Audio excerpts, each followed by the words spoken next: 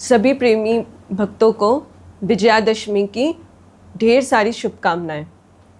विजयादशमी का ये जो पर्व है, ये प्रतीक है असत्य पर सत्य की जीत, अधर्म पर धर्म की जीत, बुराई पर अच्छाई की जीत।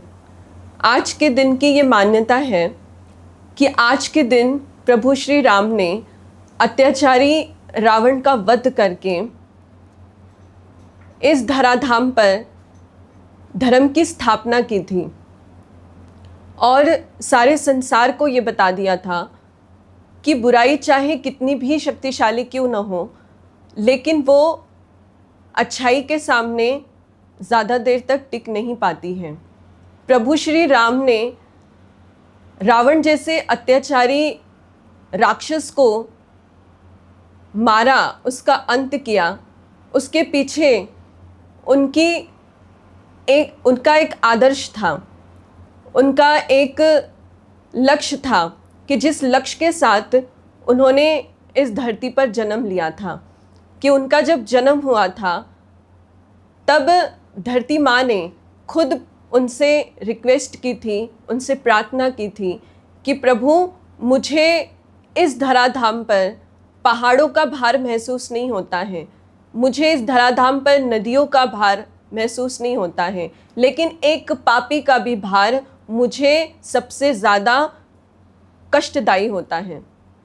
तो उन्हीं की पुकार पर भगवान ने वचन दिया था कि मैं इस धराधाम पर आऊँगा और पापियों का नाश करूँगा। और रावण का भी अंत प्रभु ने उसी वचन के आधार पर किया था। तो इसीलिए प्रभु ने रावण का अंत किया, बुराई का अंत किया, लेकिन उसके पीछे उनके कुछ आदर्श भी थे। उन आदर्श पे चलकर प्रभु ने कभी भी अपने जीवन में किसी भी कष्ट को देखते हुए अपने जीवन में कभी भी उन्होंने किसी भी चीज़ के साथ कभी कॉम्प्रोमाइज़ नहीं किया। क्योंकि देखिए, भगवान राम हमेशा मर्यादा के प्रतीक माने गए हैं। उन्होंने हर कार्य को मर्यादा में रहकर पूरा किया है। जब उन्हें 14 साल का वनवास हुआ तो देखिए, माता कैकेयी ने भरत को 14 वर्ष के लिए राजगद्दी दे दी और भगवान को 14 वर्ष के लिए वनवास दे दिया। लेकिन भगवान ने अपने बड़े भाई की पूरी मर्यादा निभाते हुए उस विशाल साम्राज्य को तिनके की तरह त्याग कर वो वन में चले गए। लेकिन उन्होंने एक बार भी पीछे मुड़कर उस विशाल राज्य को नहीं देखा। ये उनकी सबसे बड़ी मर्यादा थी। आज हम संसार में देखते हैं कि लोग छोटे छोटे ज़मीन के टुकड़ों के लिए अपने ही अपनों को कोर्ट तक खींच लेते हैं। लड़ाई झगड़े में हम अपने रिश्तों तक भूल जाते हैं। तो देखिए, हम प्रभु से ये भी सीखें कि भाई मर्यादा क्या होती है, बड़े भाई का कर्तव्य क्या होता है। उन्होंने सबको समान भाव से देखा। उन्होंने कभी किसी चीज़ में कभी भेदभाव नहीं किया। देखिए, शबरी, गिद्धराज, जटायु, निषादराज और इतने सारे भक्त जो वानर भालू थे, उनके बीच में उन्होंने कभी कोई फ़र्क नहीं किया।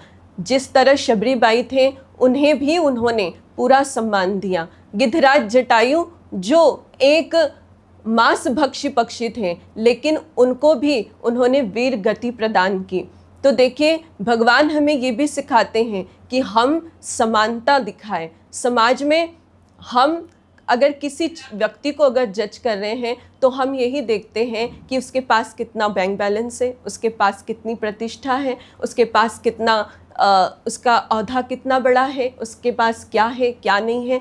हम जब इन सब चीज़ों को लोगों के पास देखते हैं तो उन्हें हम सबसे ज़्यादा सम्मान देते हैं। लेकिन प्रभु श्री राम अगर किसी के धन और दौलत को देखते तो सबसे पहला सम्मान तो वो रावण को देते, क्योंकि उसके पास तो सोने की लंका थी, सोने चांदी की कोई कमी नहीं थी। लेकिन रावण एक पापी था, एक अत्याचारी था, इसके साथ उन्होंने कोई कॉम्प्रोमाइज़ नहीं किया। आज लोग आगे बढ़ने के लिए अपने जीवन में कितने कॉम्प्रोमाइज़ कर देते हैं, सच और झूठ के बीच में भी वो फ़र्क करना भूल जाते हैं। लेकिन हम भगवान से ये भी सीखें कि भाई, अगर सत्य की राह पर हम चल रहे हैं, अगर हम धर्म की राह पर चल रहे हैं, तो उसमें ऑनेस्टी सबसे बड़ी चीज़ होती है।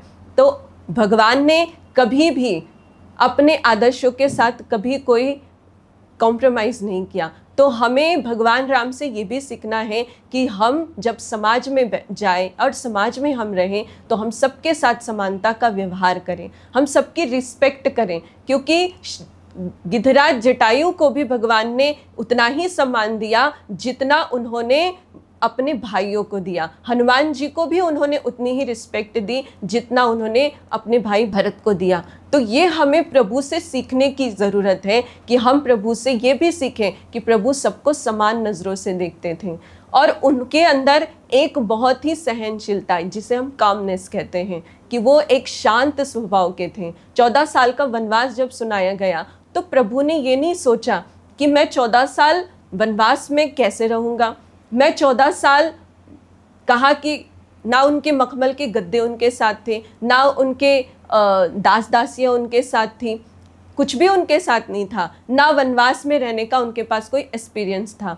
लेकिन फिर भी प्रभु ने जब 14 साल का वनवास सुनाया तो माता शबरी को उन्होंने माता कैकेयी को उन्होंने धन्यवाद दिया कि भाई आपने मुझे 14 साल का वनवास सुनाया, अच्छा ही किया। क्यों? क्योंकि मैं 14 साल वनवास में इन ऋषि मुनियों के आश्रम में जाके ज्ञान की प्राप्ति करूँगा, सत्संग को सुनूंगा और कई और ऐसे चीज़ों को सीखूंगा जो मैं इस राजमहल में रहकर नहीं सीख सकता।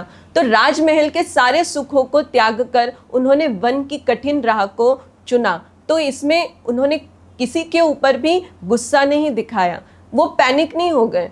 हम तो छोटी छोटी चीज़ पर पैनिक हो जाते हैं कि हमें अगर छोटी सी चीज़ नहीं मिली तो हम ये कहते कि भगवान हमारे साथ तो ऐसा ही कर देते हैं, गुरु महाराज जी ने हमारे साथ ऐसा कर दिया, गुरु महाराज जी तो हमारी सुनते ही नहीं हैं।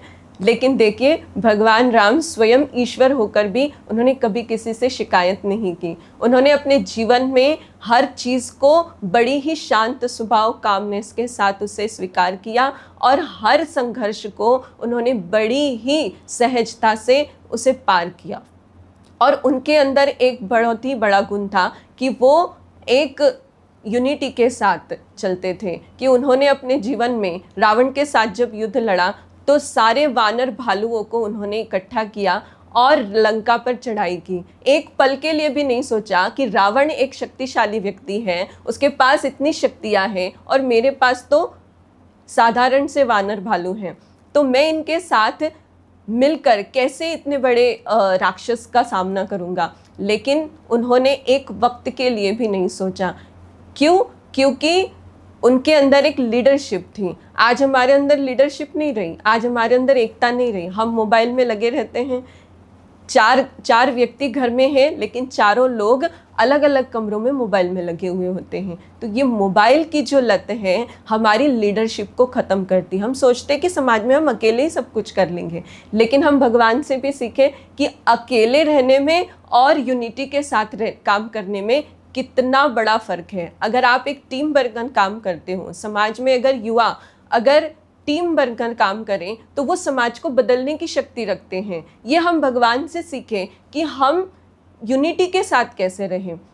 तो ये एक उनका स्वभाव था कि वो सबको साथ लेके चलते थे, तभी जाकर उन्होंने लंका जैसा इतना बड़ा युद्ध जीता और रावण जैसे राक्षस को वो मारने में सफल हुए। और उनके अंदर एक बहुत बड़ी चीज़ थी कि वो धर्म पे अटूट विश्वास रखते थे कि धर्मो रक्षति रक्षिता, कि धर्म की रक्षा उन्होंने स्वयं की और धर्म की उन्होंने स्थापना की और उसी धर्म ने निसंदेह सदैव उनकी रक्षा की।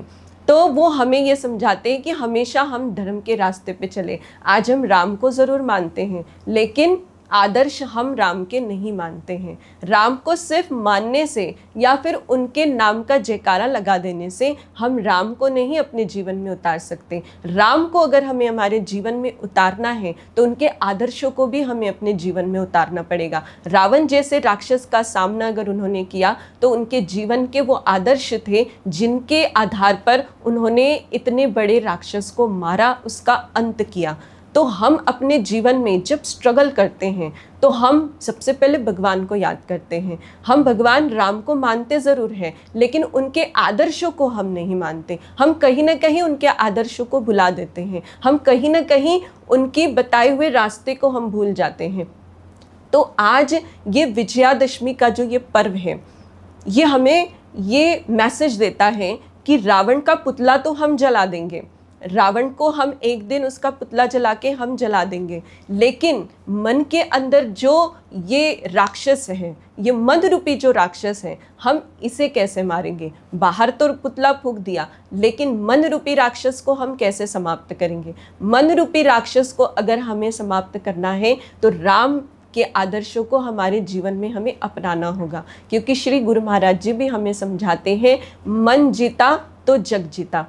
तो जो अपने मन को जीत जाता है वो संसार को जीत जाता है। जिस तरह रावण पे जीत हासिल करके भगवान ने संसार पर जीत हासिल की, ऐसे ही इस मन पर अगर हम जीत ले तो हम संसार को जीत सकते हैं। तो राम को अगर अपने जीवन में हमें जानना है, उसे अपने जीवन में अपनाना है, तो उनके आदर्शों को हम समझें, उनके आदर्शों को हम अपनाएं। और श्री गुरु महाराज जी मन को जीतने का जो सरल साधन हमें बताते हैं, तो उस साधन को अपनाकर हम इस मन रूपी राक्षस पर कंट्रोल कर सच्ची विजयादशमी मना सकते हैं। तो विजयादशमी का जो ये पर्व है, हमें यही याद दिलाता है कि हम राम के आदर्शों पर चले और मन रूपी रावण के ऊपर विजय हासिल करें। यही सच्ची विजयादशमी है। तो प्रेम से बोलिए श्री सद्गुरुदेव महाराज की जय।